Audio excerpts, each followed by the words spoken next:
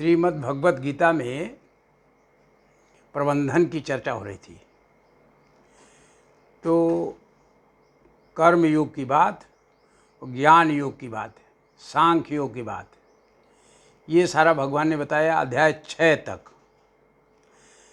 अध्याय 6 के 30वें श्लोक में है, यो माम पश्यति सर्वत्र सर्वं च मयि पश्यति तस्याहं न प्रणश्यामि सच में न प्रणश्यति। भगवान कहते हैं कि जो सभी प्राणियों में, सभी भूत में, चराचर में व्यापक ईश्वर को देखता है, जो सब का इसका मूल कारण है, उसके लिए मैं अदृश्य नहीं होता और वह मेरे लिए अदृश्य नहीं होता है। जो उसको ईश्वर का दर्शन मिलता है और उसके ऊपर ईश्वर की कृपा होती है।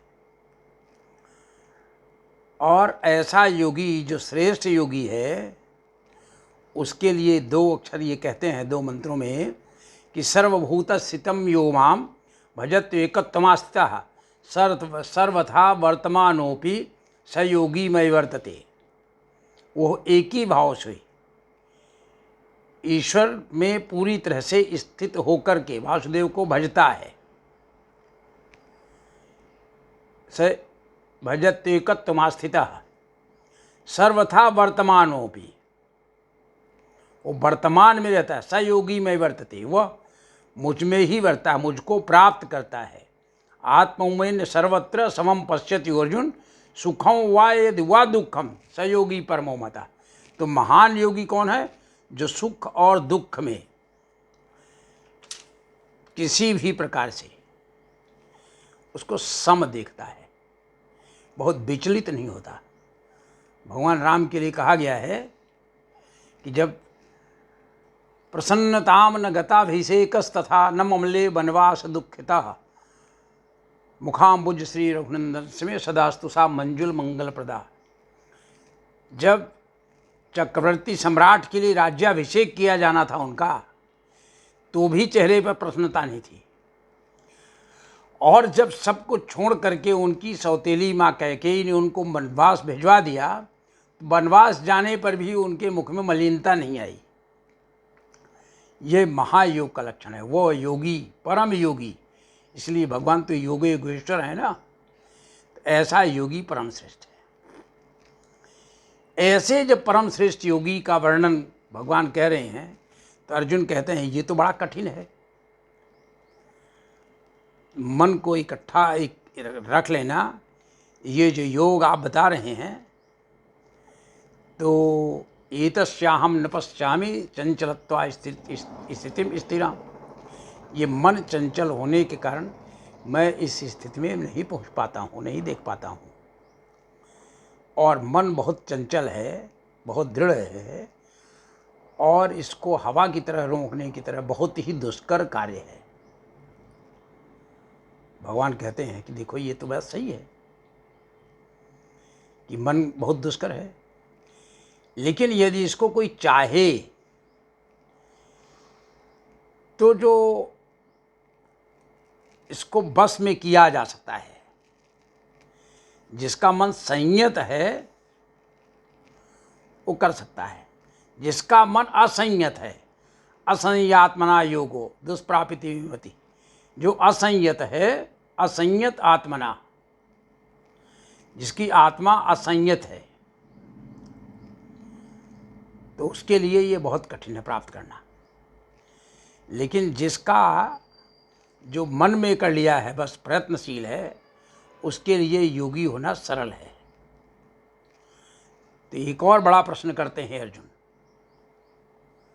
और आप देखिए कि कैसा विद्यार्थी होता है, प्रश्न पर प्रश्न झाड़ता है, प्रश्न पर प्रश्न, और समझने का प्रयास करता है। अर्जुन कहते हैं कि यदि योग में श्रद्धा रखना है लेकिन संयम नहीं है और मन में विचलन हो गया है, तो उसकी गति क्या होगी? क्या होगा वो उसको? कहीं ऐसा तो नहीं होगा कि वो छिन्न भिन्न होकर के, आश्रय रहित होकर के नष्ट वष्ट हो जाए, उसका विनाश न हो जाए, तो वो इधर भी नष्ट हो जाए, उधर से भी भ्रष्ट हो जाए, तो कहीं का रहेगा ही नहीं। ऐसा मेरे मन में संशय आता है। बहुत अच्छे प्रश्न है ये, बहुत सुंदर प्रश्न है। अयति श्रद्धयोपेतो योगाच्चलित मानसः अप्राप्य योग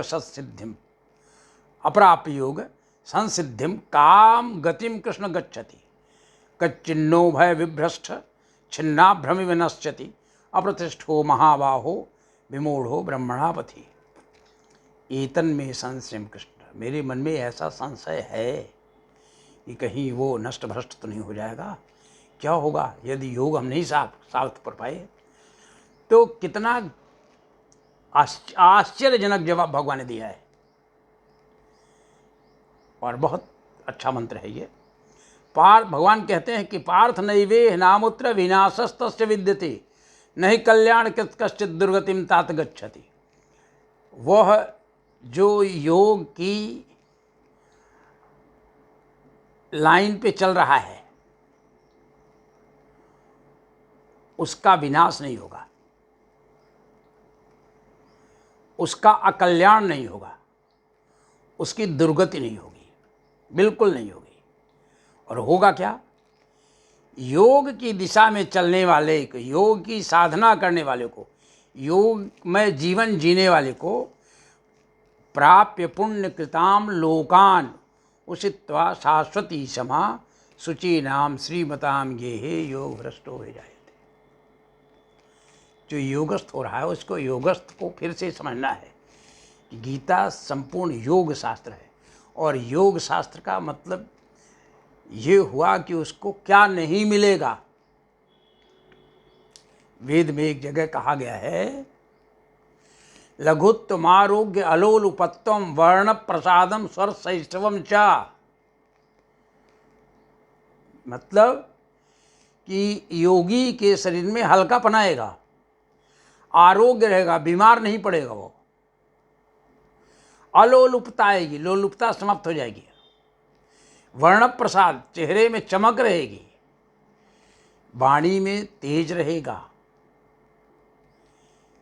मूत्र पुरीश मल्प, मूत्र और पुरीश कम हो जाएंगे। योगा प्रवृत्ति प्रथमा वदंती, ये पहला प्रमाण है योग का। तो अष्टांग योग भी है इसमें, और इसमें भक्ति योग भी है, इसमें कर्म योग भी है, इसमें ज्ञान योग भी है गीता में। इसको समझना है। इसलिए मैं कहता हूँ कि गीता संपूर्ण मानव सृष्टि के लिए, उसको जीने के लिए, बहुत सुख प्राप्ति के लिए, हेल्थ वेल्थ एंड हैप्पीनेस के लिए संविधान है, संपूर्ण तरह से प्रबंधन का, जीवन प्रबंधन का श्रेष्ठतम ग्रंथ है। और तब यहाँ एक और प्रश्न उठता है। नचिकेता ने वैदिक युग में, सतयुग में यमराज से एक प्रश्न पूछा था, एक वरदान मांगा था, तीसरा वरदान, कि मृत्यु के बाद क्या होता है मनुष्य का। और बहुत प्रयास करने पर भी संपूर्ण जवाब नचिकेता को वो नहीं मिल पाया था। उसका कैसे बढ़ता है ज्ञान और कैसे पता चलता है, ये यहाँ श्रीमद् भगवद गीता में है। और ध्यान रखिए, सतयुग लगभग 18 लाख वर्ष तो त्रेता का था, और उसके पहले सतयुग था। और जो जीवाश्मों की खोज हो रही है उसमें पता चल रहा है अब कि लगभग 30 लाख साल पहले मनुष्य खड़ा होकर के चलना शुरू कर दिया था। और तब जो सतयुग का पीरियड था, इस काल का सतयुग, इस वैवस्वत मनवंतर का, वैवस्वत मनवंतर का मतलब जिसमें सूर्य प्रधान है, विवस्वान नाम है सूर्य का। और श्रीमद् भगवद गीता में लिखा गया, इमं विवस्वते योगम प्रोक्तवान अमव्यम, मैंने सबसे पहले ये विवस्वान को बताया, माने सूर्य को बताया। तो मनुष्य होकर के सूर्य को तो बताएंगे नहीं, सूर्य प्रधान तत्व है। और जिस ऋषि ने सूर्य की खोज की, सूर्य का सबसे सुंदर, उसको उसका महत्व ज्ञात हुआ, उसको ज्ञान प्रकट हो गया। इसीलिए योग में एक जगह है, पतंजलि योग सूत्र में है, बहुत ही सुंदर मंत्र है। वो सूत्र है भुवन ज्ञानम सूर्य संयमात, सारी सृष्टि का ज्ञान हो जाएगा सूर्य पर संयम करने से। अब ये संयम भी समझ लेना है कि संयम क्या है। तो संयम, जब धारणा ध्यान समाधि आपको जो अंतरंग योग है ये सिद्ध हो जाए तो संयम कहते हैं तीनों को मिलाने पर। और ऐसा जब संयम कर लें आप समाधिस्थ हो जाएं, सूर्य का दर्शन करते करते, सूर्य पर चिंतन करते करते, सूर्य को मन से देखते देखते, मनसा पश्यन्ति योगिनो, तो आपको सृष्टि का ज्ञान होने लगेगा। भुवन ज्ञानम सूर्य संयमात, चंद्रे तारा भी योग ज्ञानम और ध्रुवे तद्गति ज्ञानम, माने तारों की गति के ज्ञान का वर्णन वैदिक साहित्य में है। इस बात को ध्यान रखना चाहिए। और आज के वैज्ञानिक यदि इस दिशा में अच्छा अनुसंधान करें, इस सूर्य के बारे में जानकारी, तारों के बारे में, तारामंडल के बारे में जानकारी और तारामंडल के मानव जीवन पर प्रभाव की जानकारी, तो ये महाविज्ञान जब मनुष्य समझने लगेगा ठीक से, तो उसको अत्यंतम सुखमश्नुते, अच्छा सुख मिलेगा, अत्यंत सुख मिलेगा। अब उस प्रश्न पर आइए जिसको नचिकेता ने धर्मराज से पूछा था, मतलब जो वरदान मांगा था कि हमें बता दीजिए कि क्या होता है। और ऐसा समझने वालों के लिए जो आकांक्षी हैं इसके, उनको कठोपनिषद बहुत गहराई से पढ़ना चाहिए। मैंने कठोपनिषद को कई बार पढ़ने का प्रयास किया है, पढ़ा भी है, चर्चा भी की है, और मुझे लगता है कि उस प्रश्न का सम्यक जवाब गीता में भगवान ने बहुत स्पष्ट दिया। और ये मंत्र सुनिए, प्राप्य पुण्य कृताम लोकान उषित्वा शाश्वती क्षमा शुचि नाम श्रीमताम गेहे योग भ्रष्टो भी जायते। जो योग सिद्ध नहीं हो जाए पाएगा लेकिन योग करेगा, प्रयास करेगा, ऐसे योगी को योग भ्रष्ट कहा। तो वो हो योग भ्रष्ट पुरुष, मनुष्य पुण्यवान लोकों में जन्म लेगा। जन्म लेता है जब आदमी, तो जन्म इस जन्म के कारण नहीं लेता, अगले पूर्व जन्मों के कारण होता है।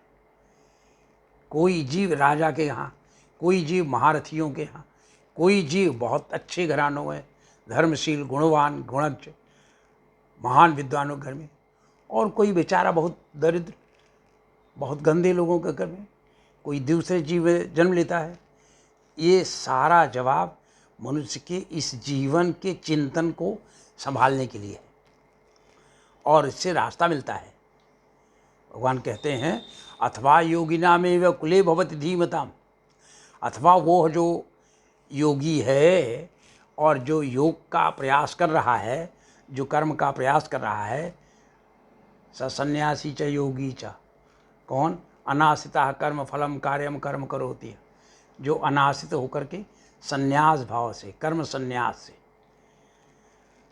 बिना पक्षपात के करणीय कर्मों को करता है, सृष्टि के कल्याण के लिए कर्म करता है, वह शुचि नाम श्रीमताम गेहे। अथवा योगियों के घर में, महान लोगों के घर में जा कर के जन्म लेता है। इस तरह का जन्म अत्यंत दुर्लभ है। एतद्धि दुर्लभतरम लोके जन्म यदि दृशम। ये जवाब हुआ नचिकेता के उस महान प्रश्न का, जो कठोपनिषद की कंटिन्यूटी में गीता पढ़ना चाहिए। तब मनुष्य के कर्म करने का, उसके जीवन प्रबंधन का श्रेष्ठतम मंत्र मिलता है, श्रेष्ठतम रास्ता मिलता है। तो ऐसा जो सिद्धि प्राप्त करता है, परमात्मा के को प्राप्त कर लेता है, उसके लिए कैसे होता है वो अगले मंत्र में 2-3 में कह देते हैं कि तत्र तम बुद्धि संयोगम लभते पौर्वदेहिकम यत्तोचाते ततो भूयः संसिद्धौ कुरुनंदन। कुरुनंदन अर्जुन के लिए कहा गया है कि परमात्मा की प्राप्ति की सिद्धि के लिए वो पहले से बढ़ करके फिर आगे और प्रयत्न करता है। और श्रीमंत लोगों के घर में वो पैदा होने वाला योग भ्रष्ट मनुष्य पहले से ही अभ्यास के कारण भगवान की तरफ आकर्षित है। तो वो आकर्षित योग के लिए क्या लिखा हुआ है? पतंजल योग सूत्र में कहते हैं तीव्र संवेगा नाम आसन्ना। तीव्र संवेग हो तो योग सिद्ध होगा। ईश्वर प्रणिधानाद्वा, ईश्वर प्रणिधान हो तो योग सिद्ध होगा। और योग सिद्ध हुआ तो सब मिल जाएगा। भले हस्ति बलादीनी ऋतंबरा तत्व प्रज्ञा। वो यही नहीं, पूर्व जन्म अगले जन्म वो सब कुछ जान लेता है। वो जो चाहे बन जाता है, जैसा चाहे, और प्रकृति उसके अनुकूल काम करती है। वह योगी वाकई में प्रकृतस्थ होता है। वो प्रकृति के साथ सामंजस्य बना करके चलता है, इसलिए सारा ज्ञान उसको प्रकट हो जाता है। पूर्वाभ्यासेन तेनैव ह्रियते यपसोऽपिशः जिज्ञास्वपि योगस्य शब्द ब्रह्माति वर्तते। शब्द ब्रह्म का भी उल्लंघन कर जाता है। वो शब्द ब्रह्म का उल्लंघन करना, जो वेद में कहे हुए सकाम कर्म हैं, उसकी कोई इच्छा ही नहीं जाती। सब इच्छाओं का पालन सहजता से होता चला जाता है, कोई इच्छा ही नहीं, और अत्यंत प्रसन्न रहता है। सब कुछ ज्ञान रहता है, और ज्ञान को सर्वश्रेष्ठ गीता में ही कहा गया है, न ज्ञानेन सदृशम पवित्रम इह विद्यते। तो ऐसी परम गति को वह प्राप्त होता है। कैसे? प्रयत्नाद्यतमानस्तु योगी संशुद्ध किलवशः अनेक जन्म संसिद्धि ततो याति पराम गतिम। इस तरह से अनेक जन्मों के संस्कार से इसी जन्म में वह सिद्ध हो करके ततो याति पराम गतिम, जो मानव जीवन का जो परम लक्ष्य है उसको वह प्राप्त कर लेता है, और वह लक्ष्य है परम गति। याति पराम गतिम ततो याति पराम गतिम। अब कहते हैं भगवान देखो योगी के बारे में तुम समझ लो पहले कि क्या है वो। तो संक्षेप में इसी अध्याय का एक लाइन में कह देते हैं ये कि तपस्युभ्यो अधिको योगी, तपस्वियों से योगी श्रेष्ठ है। ज्ञानिभ्योपि मतोधिका, शास्त्र ज्ञानियों में भी वह श्रेष्ठ है। कर्मभ्यश्चाधिको योगी, सकाम कर्म करने वालों से भी वह योगी श्रेष्ठ है। इसलिए हे अर्जुन क्या हो जाओ? तस्माद् योगी भवार्जुन। कोई मुझसे कहे कि भगवान ने गीता में क्या उपदेश दिया है, तो हम कहेंगे भगवान ने अर्जुन को कहा कि अर्जुन तुम योगी हो जाओ, तुम्हें सब कुछ हो जाएगा। तस्माद् योगी भवार्जुन, बहुत क्लियर कट स्टेटमेंट है ये। इसलिए जो इतना सारा ज्ञान बताया अध्याय 6 तक पूरा हो गया। ये भगवान कहते हैं अंतिम श्लोक में, अध्याय 6 का जो अंतिम श्लोक है, योगिनामपि सर्वेषां मद्गतेनान्तरात्मना श्रद्धावान भजते यो माम समय युक्त तमो मतः। वह योगी मुझे परम श्रेष्ठ है, ऐसा मान्य है। भगवान कहते हैं मैं ऐसा मानता हूँ।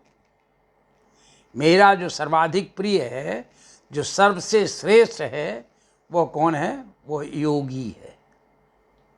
उन समस्त योगियों में जो श्रद्धावान योगी है, श्रद्धावान होने से टेंशन खत्म हो जाता है, श्रद्धावान होने से दुख खत्म हो जाता है, श्रद्धावान होने से हम उसके आश्रय हो जाते हैं और कर्म करते हैं। ध्यान रखना, अध्याय 6 तक खूब कर्म करने की बात कही है और खूब ज्ञान करने की बात बताई है। तो ऐसा योगी सयोगी, तस्माद् योगी भवार्जुन कहा 46 में, और इसमें कहा समय युक्तो तमो मतः, वह मेरा श्रेष्ठ योगी है। हाँ, ऐसा मेरा मत है। इस तरह से ये 6ठा अध्याय श्रीमद्भगवद गीता का हुआ। ओम तत्सदिति श्रीमद्भगवद गीतासु उपनिषत्सु ब्रह्म विद्यायां योग शास्त्रे श्री कृष्ण अर्जुन संवादे आत्म संयम योगो नाम षष्ठो अध्याय। इस अध्याय का नाम आत्म संयम योग है। जो आत्म संयम, सोचिए, आत्म प्रबंधन कहलाएगा ये। अपनी आत्मा को संयमित कर लेता है जो, ये कितना बड़ा प्रबंधन है। अपना प्रबंधन करना है, अपने शरीर का, अपने मन का, अपनी बुद्धि का, अपनी इंद्रियों का, और अपनी आत्मा को जान करके उसका प्रबंधन करना है। ये कितना महान प्रबंधन है। इससे श्रेष्ठ प्रबंधन कुछ हो नहीं सकता। ये सेल्फ मैनेजमेंट है, ये लाइफ मैनेजमेंट है, ये लाइफ स्टाइल मैनेजमेंट है। और बाकी तो छोटी छोटी चीज़ें हैं कि शरीर स्वस्थ हो जाएगा और मन वाणी अच्छी हो जाएंगी, ये तो और छोटी छोटी बातें हैं। इसलिए मेरा कहना है कि श्रीमद् भगवद गीता का निरंतर पारायण ही नहीं, पारायण तो करना है, नित्य चिंतन करना है, और चिंतन करने के साथ मानव जीवन कैसे जिया जाए इसका जीवन में प्रयोग करना है, उतारना है। तो हम आप सब बहुत बड़े बड़े कर्म कर पाएंगे, क्योंकि उसमें ये भय नहीं रहेगा कि क्या बताएं सफलता मिलेगी कि नहीं मिलेगी, हम जीतेंगे या नहीं जीतेंगे। अरे जो अच्छा है, जो ठीक है, उस दिशा में सोच विचार के योगी होकर के बढ़िया मन एकाग्र करके और करिए। वो चाहे युद्ध में हो, चाहे खेत में हो, चाहे क्लास में विद्यार्थी हो, चाहे उधर पढ़ाने वाला टीचर हो, या किसी भी नौकरी में, किसी भी सेवा के क्षेत्र में, वो राजनीति में है कि वह प्रशासन में है, वो खेती में है या कंपनी में है, कहीं भी हो, उसके लिए गीता एक अद्भुत प्रबंधन का विषय है, जीवन प्रबंधन का विषय है, सबके प्रबंधन का विषय है।